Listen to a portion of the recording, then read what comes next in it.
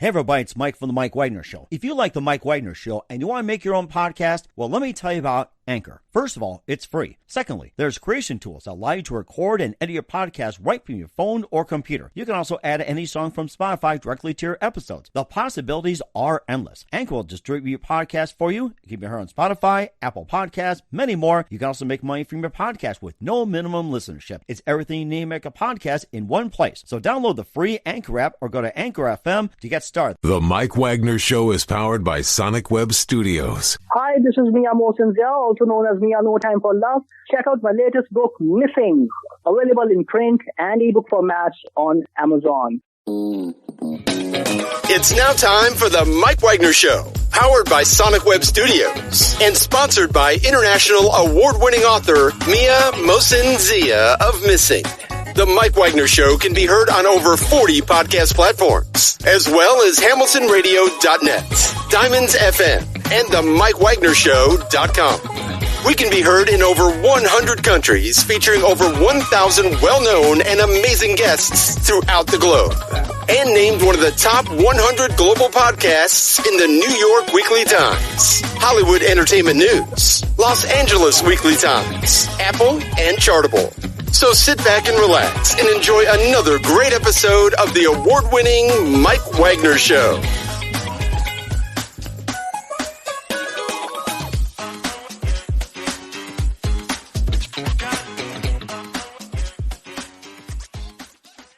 Hey everybody, it's Mike from The Mike Wagner Show, powered by Sonic Web Studios. Visit online at sonicwebstudios.com for all your needs. Look at a professional website without breaking your budget. Sonic Web Studios is the answer. Sonic Web Studios offers fast, affordable custom web designs that blow the competition away. Call today, 1-800-303-3960. That's 1-800-303-3960. Or email to support@sonicwebstudios.com. Mention the Mike Wagner Show, get 20% off your first project. Sonic Web Studios, take your image to the next level. Also, time to give an official shout out to our official sponsor of the Mike Wagner Show, international warring author Mia Mosinzia. If you love fast-paced mysteries, you'll love Missing by Mia Mosinzia, available on Amazon in paperback and ebook. Missing is fast-paced and intriguing with an unforgettable twist. Takes place in 4 countries, 2 strangers, 1 target, where truth is illusion and those you love will either first go missing. It's available on Amazon in paperback and ebook. Missing by Mia Mosinzia has gotten great reviews, and Eve Levin enjoys by Howard celebrities, including Joanna Cassidy, Forbes Riley, and many others. So grab your copy today for Goes Missing by Mia Mosinzia, available on Amazon. Also, check out the Mike Wagner Show at themikewagnershow.com on over 40 podcast platforms, heard in over 100 countries, including Facebook, SoundCloud, Spreaker, Spotify, and iHeartRadio. Also, Anchor FM, iTunes, Google Play, Amazon, Audible, Apple Music. Also heard on Hamilton Radio, Diamonds FM, Oldies Radio, and more. Take the Mike Wagner Show with you on any mobile device. Subscribe to the Mike Wagner Show on the YouTube channel. Follow the Mike Wagner Show on Instagram, Twitter, and TikTok today. And for great gift ideas, go to Amazon.com and check out the Mike Wagner Show podcast. T-shirts, pop sockets, throw pillows, tote bags, hoodies. Makes great gifts 24/7. Amazon.com. Check out the Mike Wagner Show podcast. And for more great gift ideas, go to Amazon.com/Mia Mosinzia for great books like Missing, Once, and Wrinkles. Also t-shirts, pop sockets, hoodies, phone cases, and more. Amazon.com/Mia Mosinzia. Check it out today. I'll support the Mike Wagner Show on Anchor FM, PayPal, and the MikeWagnerShow.com. Make sure you do so today. We're here with a terrific gentleman who can't wait to get on the program. He's an actor, comedian, writer born in Morristown, New Jersey to Brazilian parents and raised in Sao Paulo. And he also was fascinated with the movies at a very young age, influenced by his dad, and in a prominent role as a Warner Brothers executive. We'll talk about that. And of course, he went to graded school in Sao Paulo, also Bellis boarding school in Jacksonville, Florida. He also began his career as a voice actor, created his first video at 7, and began with Damon's Dash DD172. And he also speaks 3 languages, celebrity impersonator, and an AVITS winner holding Olympic qualifying trials. And we can all use that, right? So he's also winner of the 20 accolade global film competition, 21 winner of the Chandler International Film Fest, and creative director of Universal's Flava, and is also a comedian. And how did he get to be a comedian? We'll talk about that. He's done some projects. Live, ladies and gentlemen, from Plus Studios in beautiful downtown Los Angeles, the multi-talented actor, comedian, writer from Morristown, New Jersey, and to Brazilian parents, raised in Brazil. And he's in Los Angeles, and he's going to put on a show tonight. Ladies and gentlemen, the amazing multi-talented Dennis Feitosa, best known as Def Noodles. Dennis, good morning, good afternoon, good evening, and thanks for joining us today. Well, thank you so much for having me, Mike. Appreciate you.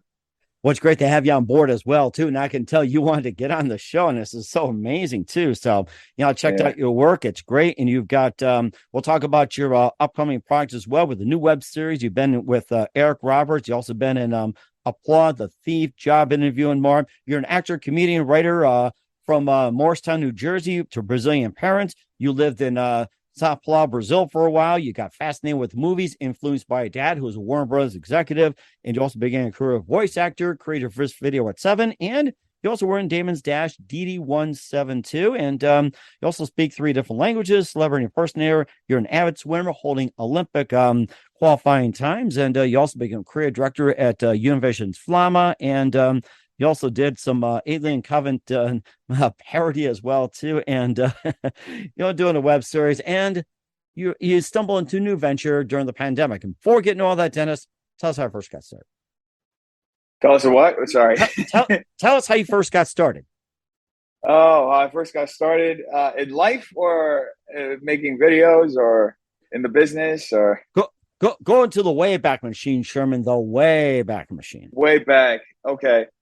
So it's actually one of those stories that you just hear in this business, and it just seems a little bit like an urban legend.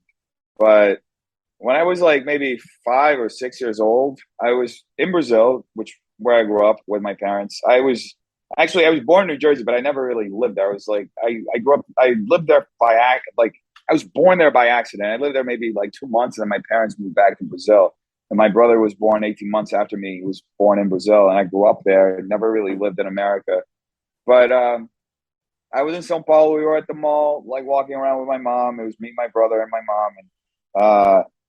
And I was like arguing with my brother over something like really petty, like little kids do. And this woman walked up to us and said, "Oh, I like your kids. They're funny." And like she gave my mom her card and said, "I'd love to represent them to go so they can go out for commercials," right? And that's how I started auditioning for commercials, and then eventually that led into voiceover work and other things. But yeah, I started also from a very young age, just with my brother, messing around, making videos, and making like short films and other things. And yeah, all of that kind of led me to where I am. So that's really interesting. And it all started with an argument almost over nothing. I think we should all do that. Start an argument, just get somebody's attention. Yeah. It was an argument that was literal. I don't even remember what the argument was. I just remember like the lady walking up to my mom doing that. My mom was like hesitant, but then a week later we were in this office, and I was auditioning for a part, and I had to like skateboard. And I was like 5 or 6. I never skateboarded before. I eventually started skateboarding, but at the time I didn't even know how to stand on top of the skateboard. I just remember going off the infinity wall and the skateboard going right through it. And I was like, okay. So yeah, that was definitely something. And certainly was as well too. And you also were fascinated with movies as a young kid, influenced by a dad who was a Warner Brothers executive. And tell us about that venture as well too. Well, I got very lucky. My dad, my dad was the first person in his family to go to college. Like he came from a very poor area in Brazil, in the northeast of Brazil, which is it's called Ceará, and it's like a very dry like area. There's no water. They had to drill down like literally like maybe 10, 20 feet into the ground to bring up water. They had to have a well and stuff. They had to have like a live-in teacher to teach. My brother had like 8 or 9 brothers and sisters, and they all lived in the same house, and they had to have like a live-in teacher to teach them so that they could, do the basic education. And then eventually, I think when my dad was like 6 or 7, they moved down to Sao Paulo, which is where he lived the rest of his life, and eventually, married my mom and stuff. And so from there, my dad, like all his brothers and sisters, because he was the second youngest, they pooled their money together, essentially got him to go through college, and he got a job at Deloitte.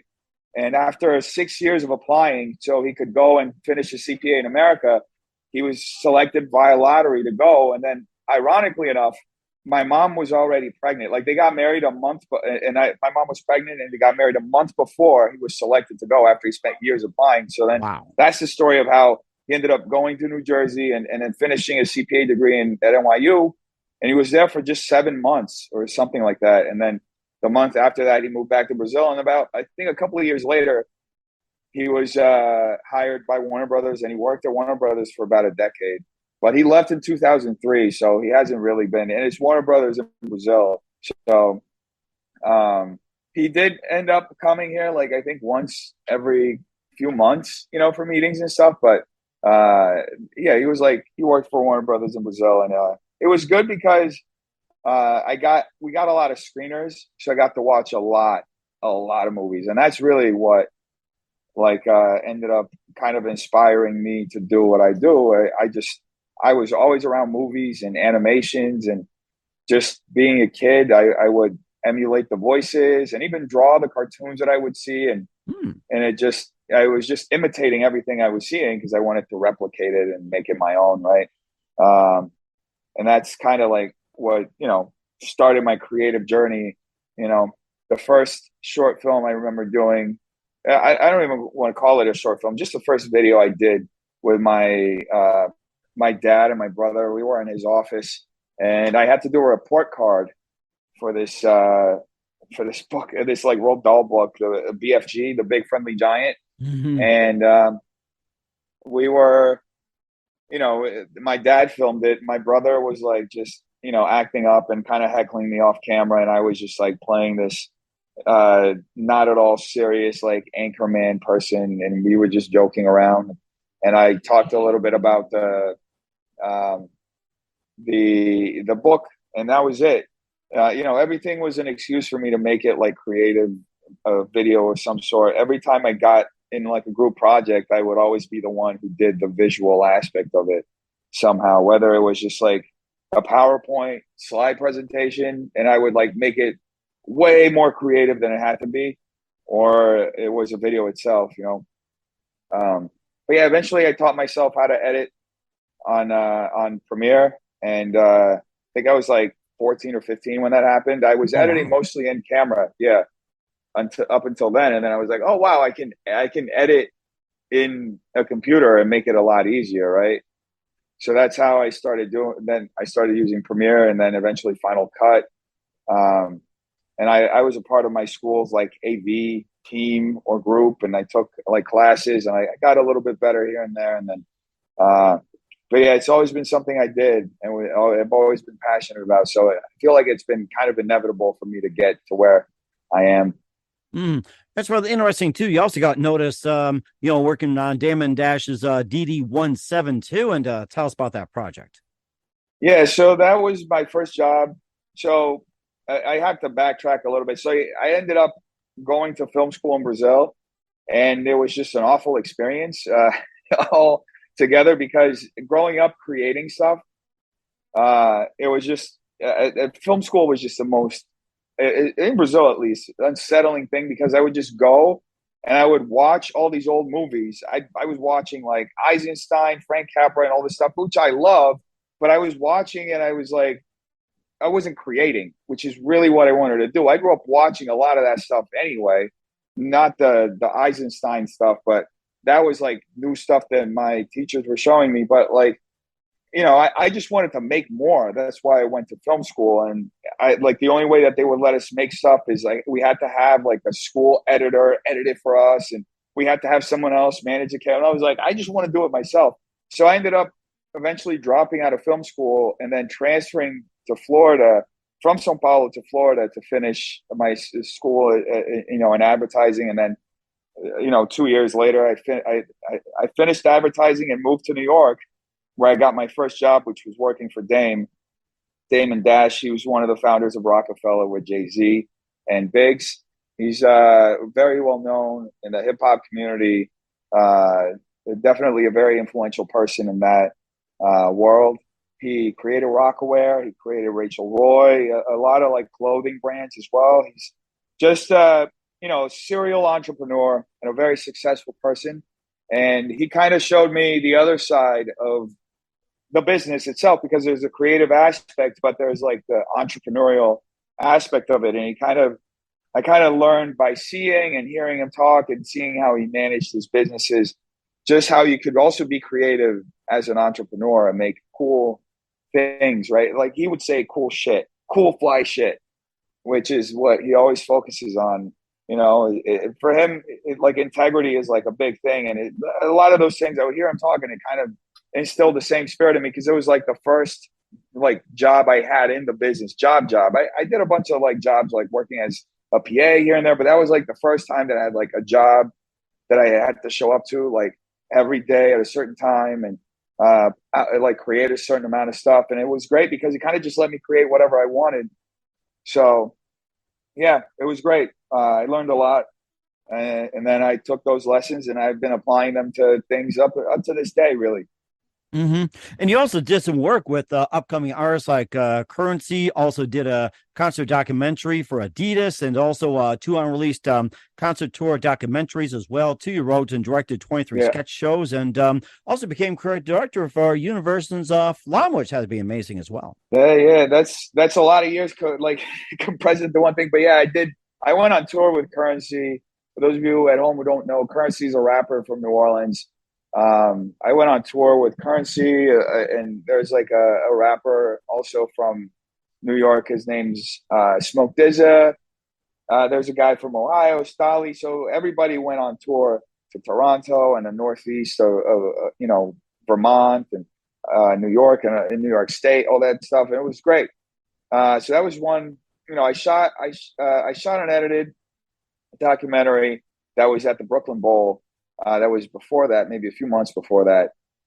And that ended up getting distributed in Adidas stores. And then the other stuff, I assumed that Damon has the footage for it, because I was working with him and, collaborating with him when we shot that stuff. But yeah, that's I spent a good part of my formative years in this business shooting and working with a lot of musicians and rappers and just going on tour with them and shooting vlogs for them before vlogs were like really a thing. I crashed on there's this guy called Mikey Rocks from the Cool Kids in Chicago, and I crashed on his couch for like a week at one point, and we just shot a bunch of music videos and vlogs, and it was just really cool. It was like, it was some of the first steps that I took in this business, and then they eventually, along with everything I was doing, I was also still pursuing training and practicing as an actor and comedian. So, when I moved to Florida, I always did acting training, even in Brazil. And I was always a part of community theater productions, even in Brazil. But when I moved to Florida, I started doing them like in the town that I was in. I did a lot of Shakespeare in the Park, a lot of that stuff. And then eventually when I moved to New York, I started getting involved with the improv theaters. And there's UCB, there's the Magnet, the Pit, and the Annoyance, which is a theater from Chicago that later moved to New York. And I was involved, did a lot of one-man shows, a lot of improv shows for years. And that ended up leading me into stand-up, into doing open mics. And and then after years of doing that I ended up, getting my own club, somehow things ended up leading into this. So that's really, and then go ahead. I'm sorry. Ahead. No, go ahead. Oh yeah, no. And then the Flama stuff ended up coming as a result of being involved in the UCB improv community. It was one of my friends. I was in an improv team with this guy, Lee Chin, who's one of my friends. And we used to hang out a lot and just make stuff together. And then one day he worked at Flama. He was an editor. And he said, we need somebody who's Brazilian to write sketches about being Brazilian, because Flama, it was a millennial Latino, first generation Latino content house or whatever. It was like we were creating content for Latinos who primarily spoke English or like were really Americanized, right? So yeah, that's what I initially went on there to do. I wrote a couple of sketches that went really viral. Like one of them got over 5 million views in a day. Wow. Another one got over 8 million views in a day. And then I wrote other sketches and I produced a bunch of different series with people who, at Flama, I made like I used to make these little silly series of like finish the song. I'd play like, which is a game show from Brazil. I assume that they have it here too, but in Brazil there's this game show with this guy called Silvio Santos. He's like one of the biggest hosts in Brazil, and he would play like it was essentially a challenge. Like if you could figure out the song with the fewest amount of notes, then you would win like something, right?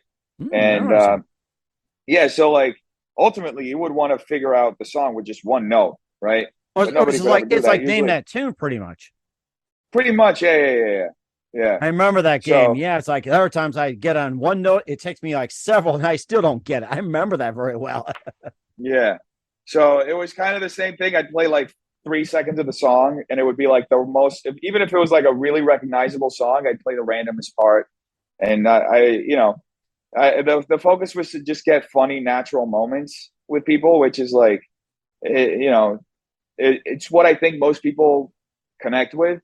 It's funny, natural moments where people are just being themselves and let their guards down and just having fun, which is kind of how I've been molding my social media persona as of late. It's been going more in that direction, even though I had my social media persona at first was completely satirical, and I was just making fun of people that I thought were absolutely despicable. But that's beside the point. But yeah, that's what I'm kind of like shifting my presence now towards. Just which is something I feel like the internet kind of is missing. Like there's an aspect of authenticity which is really lost on the internet. A lot of people feel compelled to say what is popular or what other people think is right, and they kind of just go along with the flow, even if it's against their better judgment, and they'll just parrot all this shit, and essentially sometimes even destroy someone's lives without even double checking what's really happening. Mm-hmm. So and of course you also had some work done as well too. You also been with Applaud, The Thief, The Job Interview. You also have a new web series coming up with some involvement from Lauren Francesca, also Elizabeth Barden, also with Larry Hankin as well too, from Friends and More. You also have Eddie. We'll talk about that and your comedy career, but first listen to the Mike Wagner Show at the MikeWagnerShow.com, powered by Sonic Web Studios. Visit online at sonicwebstudios.com for all your needs. Look at a professional website without breaking your budget. Sonic Web Studios is the answer. Sonic Web Studios offers fast, affordable custom web designs at below the competition rate. Call today, 1-800-303-3960. That's 1-800-303-3960, or email to support@sonicwebstudios.com. Mention the Mike Wagner Show, get 20% off your first project. Sonic Web Studios, take your image to the next level. Also, time to give official shout out to our official sponsor of the Mike Wagner Show, international warring author Mia Molson-Zia. If you love fast-paced mysteries, you love Missing by Mia Molson-Zia, available on Amazon in paperback and ebook. Missing is fast-paced and intriguing with an unforgettable twist. Takes place in 4 countries, 2 strangers, 1 target, where truth is illusion and those you love be the first go missing. It's available on Amazon in paperback and ebook. Missing by Mia Molson-Zia has garnered great reviews and even loved and enjoyed by Howard celebrities, including Joanna Cassidy, Forbes Riley, and many others. So grab your copy today before it goes missing by Mia Molson-Zia, available on Amazon. Also, check out the Mike Wagner Show at the MikeWagnerShow.com and over 40 podcast platforms, heard in over 100 countries. Also on HamiltonRadio.net, Diamonds FM, Oldies Radio, and a few coming soon. Tickets with you on any mobile device. Subscribe to the Mike Wagner Show on the YouTube channel. Follow the Mike Wagner Show on Instagram, Twitter, and TikTok today. For great gift ideas, go to Amazon.com and check out the Mike Wagner Show podcast. And for more great gift ideas, go to Amazon.com/Mia Molson-Zia for great books, merchandise, and more. Also support the Mike Wagner Show on Anchor FM, PayPal, and the MikeWagnerShow.com. Make sure you do so today. We're here with the amazing actor, comedian, writer from Sao Paulo, Brazil, Dennis Feitosa, best known as Def Noodles, here on the Mike Wagner Show. Before I talk about your comedy career and how it all came about, you also been in some movies too, like Applaud, The Thief, The Job Interview, Classic, the TV series, The Great Brooklyn Bridge Party, and more. Tell us about some of your projects as well too, and how you got involved and be inspired. So I did a lot of short films in New York. Like I said, I never take a break. So I'm always working on weekends and filling up my time with doing stuff. So I collaborated with a lot of different people and did a lot of short films. Even went out on my own, like that Brooklyn Bridge thing was during the Occupy Wall Street protests. I just picked up my camera and I was like, I want to document some of it. I ended up on the bridge when like 800 people were arrested, and along with media, there were New York Times journalists and people from the Washington Post. Everybody was arrested and spent the night in jail. Even though I was there to just film it. It was the first day that I ever went down to the protest. But yeah, as far as the classic, so one of my jobs, I worked doing broadcast, in Brooklyn, and I ended up collabing with with a guy who was on Matlock. His name is Danny. Forgot his last name. Danny. Man, I feel so bad. Anyway, the only Matlock. person I could think of is like Andy Griffith from Matlock. Otherwise, that's it. That was a good show, though. Yeah, that was a good show. So he was on Matlock. He was the young guy on Matlock. I can't remember his last name. Danny something. If you remember, type it in the comments right now or send Mike a message and let him know. We certainly do. So we are accessible on Facebook, right? It's like you can do that all the time. I mean, that's social media for you. So we learn too. So yeah. So I ended up producing a show where this was another, I guess, opportunity for me to like learn more about the greats and all that stuff. Cause like it was a show where he essentially looked back on this treasure trove of like old movies and television shows and sitcoms and talk shows, and I got to essentially watch a lot of stuff that I'd never seen before, ever heard of. Like I knew about Lucy, but I got to watch like the entire spinoff that happened afterwards, which I hadn't really watched. I watched all the Chaplin movies. I watched a talk show that I had no idea existed, Red Skelton, and like I just, that was my job, was to essentially watch stuff and curate it for the show. And I would watch 7 to 8 movies or TV shows a day, right? Wow. And then I would just like select what would make it onto the show. And this was like months and months and months. So my entire job was just watching stuff. So that ended up like informing me of a lot of like different things that you can do in production to make something like good, right? Look good. And really gave me an understanding of like the history of things and why certain things, why there's a laugh track, why certain things are filmed in front of a live studio audience, etc. So that was the show that I did, like I said, I was, producing a lot of stuff on the side as well. And one thing led to another. I ended up finding a collaborator of mine, later, and we produced a lot of things together. We produced a pilot that with Larry Hankin, who's one of my favorite actors. He wasn't just on Friends; he was also on Seinfeld. I remember that. Yeah, I had him on my show back then. It's like Larry Hankin. I thought I had that guy on. That guy was amazing. I mean, he's stories so like funny. A King's Scroll. Yes. He is so funny. He's one of the funniest actors. He's old school. I think I talked to him about it. Like he went to Second City, I think, if I'm not wrong. He went to one of those Chicago schools.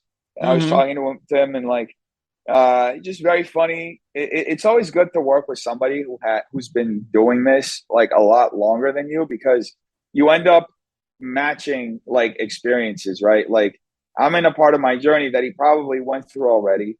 So as like an improviser and comedian, he has his own like, things that happen to him in this business. And it's always good to hear what somebody else experienced. And I always find that interesting. So he's super funny, improvised a whole lot. I let him do whatever the hell he wanted. I was directing it mostly. I acted in a few different, I played like a small part, but I directed it and co-wrote the script and produced it as well. And it was just a lot of fun, to do that like multi-camera coverage sitcom.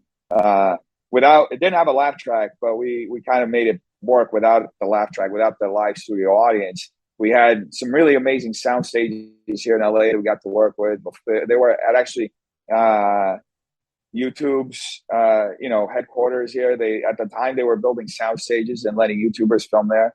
They don't do this anymore, which is kind of a shame. But they were doing this at the time. I also got to shoot a short. They would do these kinds of things where they were like, literally Fox would fly in an entire set from Alien Covenant and they would set it up at YouTube. Then they would have YouTubers come in and they would do a whole campaign. right? They don't do this anymore, but I got to shoot one of the shorts that I shot was in the set of Alien Covenant, and it was funny because they had the same crew working throughout the whole thing. And I'd ask them how the other shoots went, and like one of the guys mentioned, "Oh yeah, you have no idea. Like during this shoot, we found the biggest spider I've ever seen, which I'm pretty sure ended up being flown with all the props over from Australia by mistake." So yeah, that was that's pretty much what I feel like. Honestly, when you start listing out the stuff like that, I'm like, everything feels kind of like a blur because it's like I always make something and I don't stop. I move on to the next thing. So it's like, it's compounding. So at this point, I have no idea how much I've even made. I think just on my YouTube channel alone, I've made over 1,200 videos in like the last 2 years. Yeah. So, yeah, it's definitely a lot. And I love to create. I really can't. Like, I feel I can't stop. Like I if I ever do, I honestly feel bad. I can't like deal with myself if I ever stop. The ideas just like end up becoming overwhelming. You also had another movie as well too with Eddie featuring Eric Roberts. That's a known name. So tell us more about that. So that was also with the collaborator, the same Lauren with whom I made the pilot. It was around the time actually we shot the movie first, and then we shot the pilot. It was like about less than 2 or 3 weeks apart. But her dad had written a script and had spent a lot of his time developing that script. And her dad is a dance and acting teacher in Queens, and he has certain stories that he had developed that he was really looking forward to producing, and we ended up making it happen. It was on a shoestring budget. We brought everything together and ended up making what is called a 14-day miracle, which is like to shoot a whole movie in 14 days is like absolutely insane, especially for the budget that we had. It was about $70,000. Wow. But we had a 20-person crew and we squeezed it all out, and a lot of people working did their best too. And yeah, it was a lot of fun. It was a great learning experience. And it led to other things. And, I'm hoping to eventually go back to doing long form stuff as well. So. And of course you talked a lot about, checking out certain styles, influenced by certain styles and, copying certain styles, emulating certain styles, like in film, TV production, everything else. Who are some of your favorite directors growing up? I think probably Stanley Kubrick. I was obsessed with Stanley Kubrick. I used to rewatch his movies every morning, especially around I also have a pretty weird story.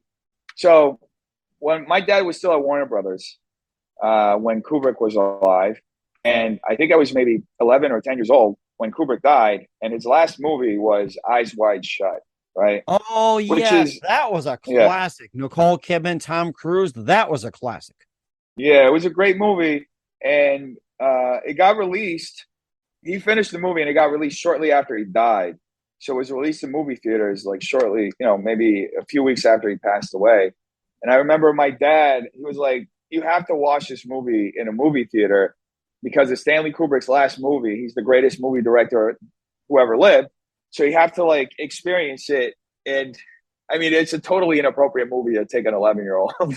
I didn't understand the movie, and there was like all the shit that's happening. And, years later, I rewatched it, and I was like, okay, all this makes sense, right? But it was, I kind of value that my dad, even though it was a messed up movie to take an 11-year-old, I do value that my dad gave me that experience. That I got to watch a Stanley Kubrick movie in a movie theater because when he was still like, when the movie came out, because, later on, there's this place in New York that I had a membership for. It was a film forum, and they usually get, reprints of film, and they'll play it. But it's not the same thing to watch a movie getting, it's different when you're there in the movie theater as the movie, you're experiencing it with everybody else for the first time. And yeah, that was something that was great. And that, yeah, I grew up watching, I even watched Pass the Glory, Spartacus, Clockwork Orange. Clockwork Orange, that's one of my favorites. I thought Stanley Kubrick. Yeah. What were your thoughts on Clockwork Orange? That was the ultimate classic. Yeah, it's a great movie. It's kind of a terrifying movie too, because of everything you see this character go through and his psychosis, and then he ends up essentially being reprogrammed by the government, and he becomes the very thing that he is on the other side of the spectrum, right? Because if I remember this correctly, and I haven't watched this movie in a bit, but he ends up becoming a police officer, right? Or no, at the end he's harassed. He's released and he's harassed by his friends who have become police officers. So it's almost like the story itself is an allegory for how the government, or how society, or you can be reprogrammed into essentially losing what makes you unique, even if you are a violent individual like that. Alex DeLarge is the most extreme example of a teenager who gone wild, right? He's committing crimes, he's doing all this shit, but at the end of the day, there's that moral question of should he have been essentially reprogrammed the way that he was? Was there a more humane way to treat with his psychosis, right? And I'm saying psychosis, I'm not diagnosing him, but it's just, to me, to do the type of insane shit that he was doing, you kind of got to be a little psychotic, Mm-hmm. And I remember watching that too. It's with some themes I would probably not want to talk as well too. And of course, being with your dad around Warner Brothers and all that. And I was just thinking about, you talked about some of the cartoons that was going on and everything else. What are some of your favorite Warner Brother characters you enjoyed watching? I was just going to think about that, but then we got off on this and off on that. I was just thinking about that. I really liked Bugs Bunny, Daffy Duck. Those were the ones I grew up watching a lot. There was also around a time where Steven Spielberg started collabing with Warner, and he produced a whole bunch of animations. He made Pinky and the Brain, Animaniacs. That's one of my favorites. Oh my gosh, yes. Yeah. So I watched those too. Those were a lot of fun. It's funny because my household was so much like Warner Brothers, I kind of missed out on the whole Disney thing. And Disney is so massive in America, it almost feels like I missed an entire chunk. I hear people especially, people I hang out with who do improv or other things, they'll talk about Disney movies all the time, and I'm like, I missed that, because there's a lot of competition among the majors, right? And they really don't mess with each other. But yeah, that was my household. It was a lot of Bugs Bunny, a lot of Wile E. Coyote, and all that stuff. Mm-hmm. And of course, you've done some celebrity impersonations as well too, and you speak 3 languages, and plus you're an avid swimmer, holding Olympic qualifying times. Yeah. It's how does one do that? It's I don't know if I could be able to swim as fast. So yeah. Yeah, I don't have those qualifying times anymore. I stopped swimming when I was 18, but when I was around 11, 12, I started training to be a swimmer, and there was a big thing in my family, and to just have that because of the discipline that comes with it.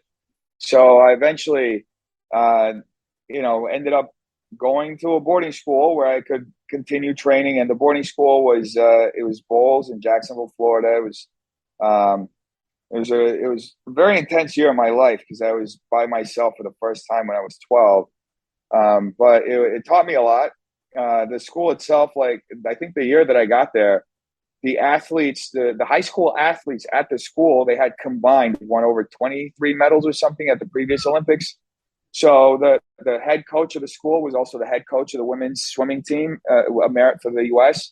So it was definitely had a lot of really talented people there. So and I got into the schedule of practicing getting in the pool at 5:30 in the morning, and then leaving at 7:30, and then going to class, and then leaving around 3 and getting back in the pool and doing other kinds of exercises. And I did that for years until I was 18, and I just burned out, and I couldn't do it. And it wasn't my real passion. I was throughout this whole time still going on auditions, still, doing acting training and theater productions and all this stuff, and the little bit of time that I had, and making things with my brother. So I always wanted to go back to that. Even when I was swimming, it's like such a lonely sport because your head's literally buried in the water the whole time for hours a day. And just like a cartoon, pretty much. Yeah. Pretty much. Yeah. So, and I would be thinking of these things that I wanted to produce, these creative ideas. And, it was like really frustrating because I would write them down and I wouldn't have as much time as I would like to produce all that stuff because I was so focused on swimming. But, after I essentially had that ended, I had more time to do it. Okay. So, and plus, this also led you to a career of being Def Noodles. We'll talk about that transformation with Dennis Feitosa. We'll listen to Mike Wagner Show at the MikeWagnerShow.com, powered by Sonic Web Studios. Visit online at SonicWebStudios.com for all your needs. Also brought to you by official sponsor of the Mike Wagner Show, international warring author Mia Molson's Missing, available on Amazon and paperback and ebook. We'll be back with you, multi-talented actor, comedian, and writer Dennis Feitosa, best known as Def Noodles, after this time out. The Mike Wagner Show is powered by Sonic Web Studios. If you're looking to start or upgrade your online presence, visit www.sonicwebstudios.com for all of your online needs. Call 1-800-303-3960 or visit us online at www.sonicwebstudios.com to get started today. Mention the Mike Wagner Show and get 20% off your project. Sonic Web Studios. Take your image to the next level. Hey everybody, my name is Forbes Riley and I'm an American actress and a TV host.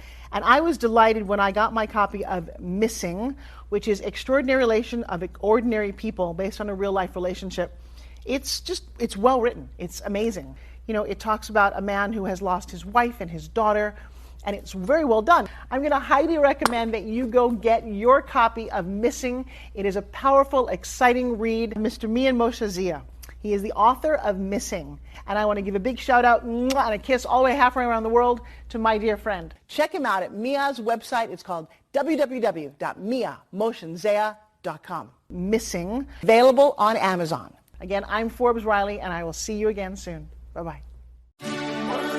Hey, this is Ray Powers, and boy, are you in luck. Right place, right time. Tuned in to the Mike Wagner Show. You heard me. We're back with the multi-talented Dennis Feitosa here on the Mike Wagner Show, and he goes from Dennis to being Def Noodles. And tell us about the transformation going from you, Dennis, to being Def Noodles. Yeah, so that's it was an interesting moment in my life. I lived in New York for a long time, and I needed a change of scenery. I got an offer to come out here produce videos for YouTubers, and I started learning about the YouTube algorithm and how to make content for YouTube, which is a science in and of itself. And at one point, I just decided to make videos for myself. I was already making videos like for years, but never like it was different. I decided to make videos specifically to perform well on YouTube. And I created a bunch of channels, and I was essentially, experimenting with what worked and what didn't. And I was like, at one point I was producing like 6-7 videos a day. But I was in LA. It was really broke. The apartment I had was like the size of my bathroom now, and I couldn't film videos in there. So I moved everything to the kitchen that I shared with my roommate, and I just put a green screen behind me, and I was, I'd record these videos all day long, in between making videos for other YouTubers and videos that would actually, make me money. And I would, and then I because it was like such a depressing scenario, and I was like so hot, and I was sweating in this kitchen all the time. I was thinking like, what's something that could, remind me of a good time in my life, or keep that memory going. And I remember when I was a kid in Brazil, playing video games. When you get a high score in a video game, you get the 3 letters that you can put your initials on. Oh, I remember that. Yes. Yeah. And of course, you got really creative too. It's like you just create words, write a message and all that. I remember that. Yeah. What were some of your favorite video games back then? Oh, yeah. Some of my favorite ones. I mean, I like to play Time Crisis. It's like a first-person shooter game. A lot of I like those games. There's like I like the strategy of it, and but yeah. So like the whole thing with the high score. So you put your first 3 initials. My initials are DFF. But as a kid, I didn't understand that it was like the first letters of your name. I thought it was the first two letters of my first name and the first letter of my last name, because I was just like some miscommunication with me being from Brazil, you know, and in Brazil and seeing that. So that's why I would write Def in all these whenever I got a high score in whatever game I was playing. And then the noodles part was just, you know, I was in my kitchen. So I remember this, and I was looking around. I was like, okay, what could be another thing? And I just saw noodles. I was just eating noodles all the time because I was broke. Mm-hmm. So that's where that name came from. And it first started off as a reaction channel, which essentially the people who were following me would recommend things that they wanted me to watch and react and comment on. And then, you know, later on, it started evolving into other things. And I started pushing in different directions and experimenting with different content. And eventually it ended up becoming a parody news channel where I would make fun of, you know, news and different things that were happening, mostly on the internet and on the influencer news side. And I was essentially satirizing an entire community of commentators on YouTube who take everything super seriously, way more seriously than it has to be taken. And, you know, and that kind of ended up, you know, growing a lot. But what was really scary was that people started taking me seriously, even though it was like very apparent. And I had said from the beginning, pretty much, I did an interview beginning of 2020 or maybe end of 2019, where I explained that this was all a joke, right? Because I started doing this news parody, I think, November 2019, and it started picking up. So somebody interviewed me, I think February 2020, and asked me about it. And that's what I said at the time. And, you know, and it was just scary because in like almost 2 years, it became like a monster. And it was like, I can't believe it. Like, people are actually taking this shit seriously. Like, they're taking my word. Like, they don't understand. News. Fake news. Exactly. And like, the funny thing was that I would literally tell people, like, if you take my news show as a news show, you will be misinformed. And that almost made people want to believe everything even more. It's like, it's just the reverse psychology of it is just like absolutely insane. So, you know, over time it started evolving, and I recently, maybe like 2 or 3 months ago, I just ended up killing the series because I was just like, I can't keep doing that. Not only is it not creatively fulfilling for me anymore, but it's starting to get like legitimately scary, right? Like, people are taking my jokes and things that I say as a joke, like, seriously, and recontextualizing it as though it's something serious. So I just moved on from that. And I've been in the last few months kind of resetting creatively, you know, and it's been a big time of transition anyway. It's I started this club it's right behind me. It's in that other side of the wall over there.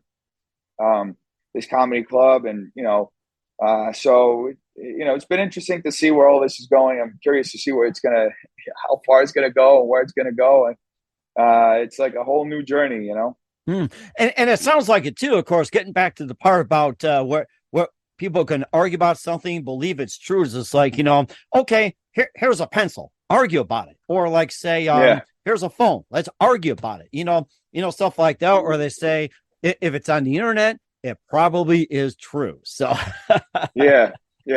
Well, I would actually go as far to say if it's on the internet, it's probably not true. I think nowadays, like, there's so much misinformation and fake news, and even if it's actual information that gets shared out there, there's so many people who will spin it in a way that benefits them. So you have to almost be media literate to a point where you have to read like 5 or 6 different sources just so you can get an objective point of view on what is actually happening. Because a lot of the times nowadays, everything's been so editorialized, you get the opinion before you even get the news itself.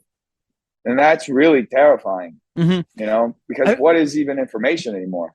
I remember back in the day where it's like you had the fairness doctrine, like, say, if you had like, you know, like say a Republican show, you had to have a Democrat, you know, speak for 15 minutes. And then you had a Democrat on his show, you had a Republican speak for 15 minutes. I think that should kind of bring back in a way too. So it's just like, you know, and it's good to have like more than one source and everything else. And the thing is that people hear one story and hear that's it. So, you know, people do need to be trained about, you hearing more sources and everything else. And of course, going to a comedy club and all that. So it's like, people forget about it. And of course you get up on stage and, maybe some of the things like to talk about, joke about, and everything else. And, maybe hit some of the things that hit people hard and everything else like that. Before we talk more about your comedy venture, who are some of your favorite comedians and comedy shows growing up?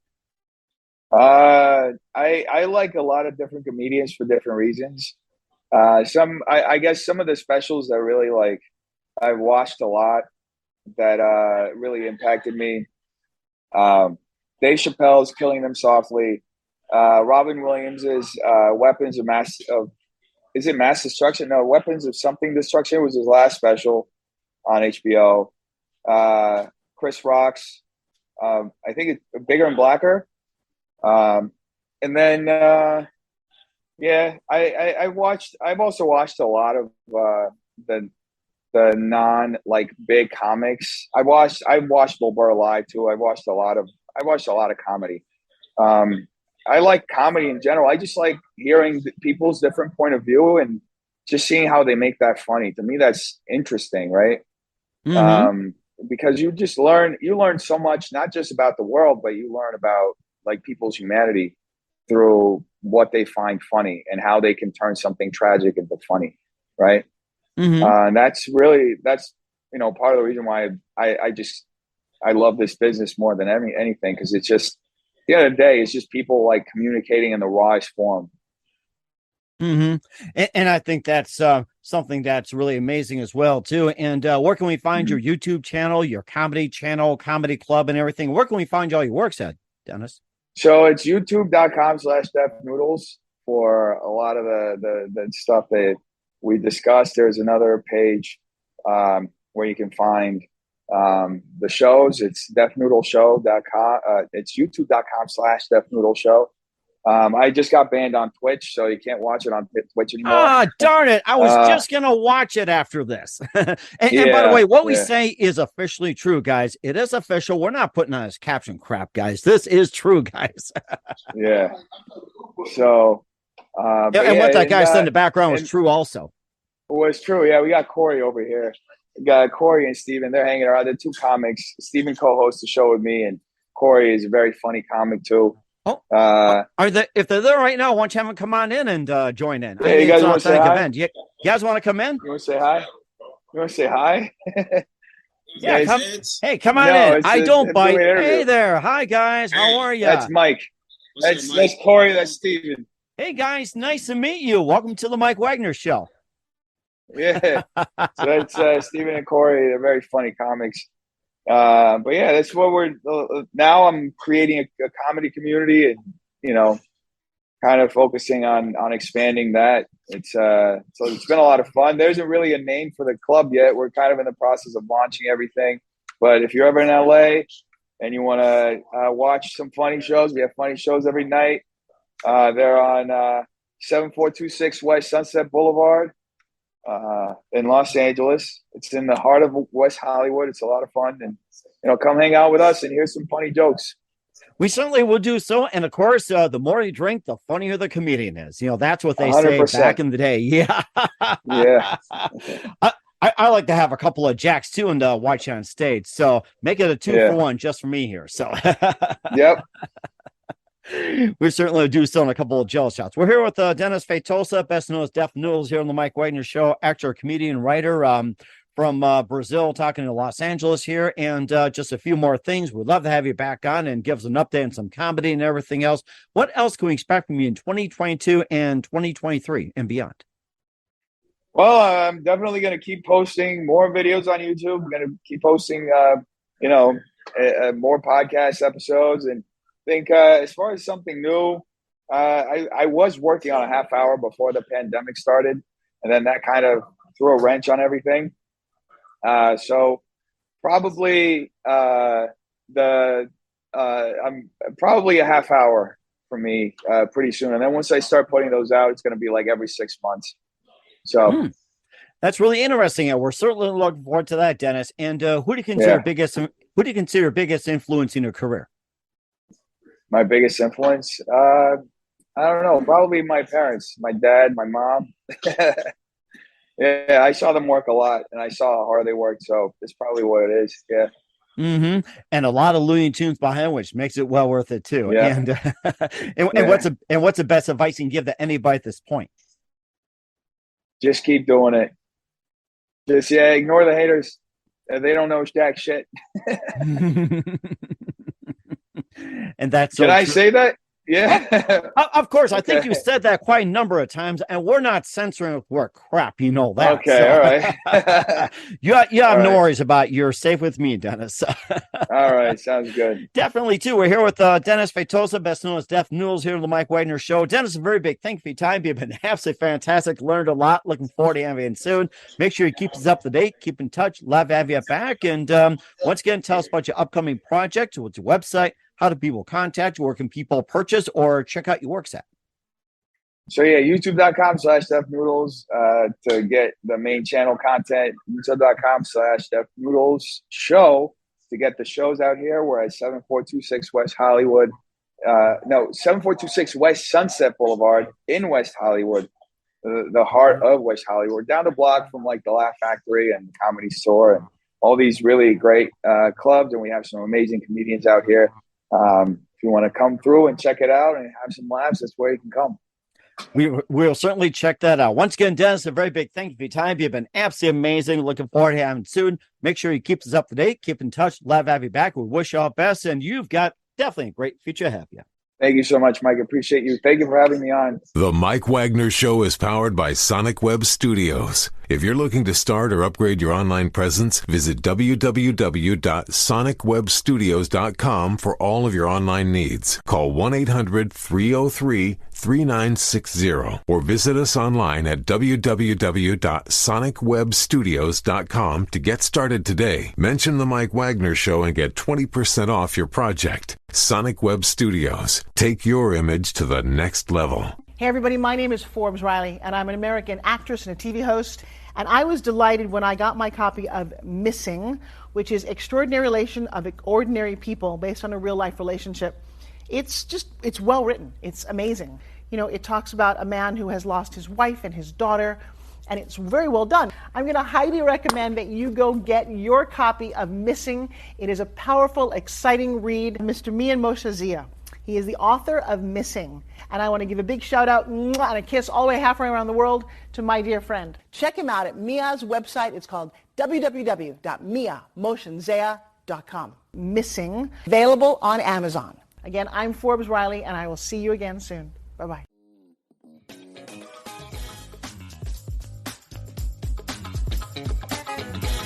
Thanks for listening to The Mike Wagner Show. Brought to you by international award-winning author Mia Mohsen-Zia of Missing. And powered by Sonic Web Studios. Be sure to join us again on over 40 podcast platforms. And of course on the MikeWagnerShow.com, HamiltonRadio.net, and Diamonds FM.